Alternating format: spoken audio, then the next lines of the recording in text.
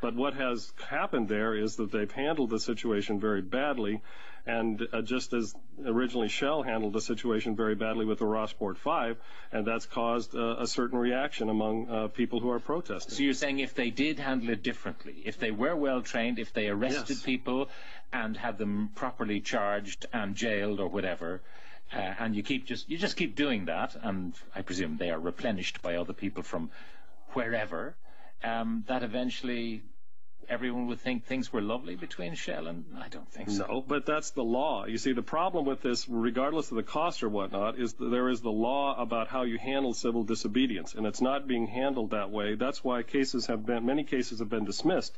Yesterday, Ed Collins' case, who was said to have been one of these rowdy protesters and whatnot, was dismissed because the judge said the police case was not proved and confused. And so there's much evidence that the police have not handled the situation right and have not followed the law. I'm reminded of some of the G7 summit protests in various parts of the world, and, you know, the kind of exemplary policing that you suggest certainly didn't take place in Seattle, didn't take place in other parts of the world. You know, it's not always possible to run a policing set piece as you describe. It's not always possible, but they haven't even tried in Mayo. They've tried a different approach, and they've put it in writing that they don't want to arrest people and follow the law. So I think it's a different situation. Those crowds were much bigger at the G7 than when you've seen in Mayo as far as the protesters, and I think that's part of the problem. When the protests get so big, you know, it is hard to handle it. But the protests in Mayo, even at their largest, are something that, you know, have been well handled in many other parts of the world.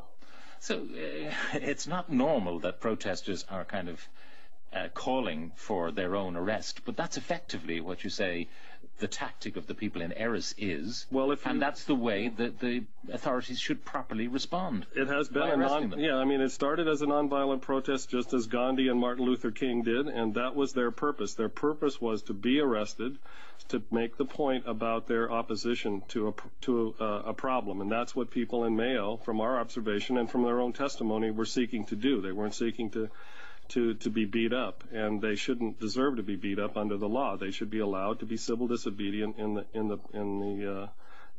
the manner of which that kind of movement was developed. One final thing. I mean, whatever the wisdom or otherwise of the planning authorities in giving Shell their permissions upon which they are basing all of their plans. I mean, this is not a banana republic. We have the rule of law. The courts are there for people. The ombudsman is there for people to make their complaints. Before that, the Garda Complaints Commission was there. You know, people do have rights in this republic of ours, and they can exercise those rights through quite a number of channels. Correct, and the Garda Ombudsman has affirmed that the Department of Justice should review the way the protests are handled, and that should happen soon. Denny Larson, thank you very much for joining us. Denny is Director of Global Community Monitor, which goes to industrial communities who are fighting for justice, and the report on what they found in County Mayo will be delivered tonight in Liberty Hall.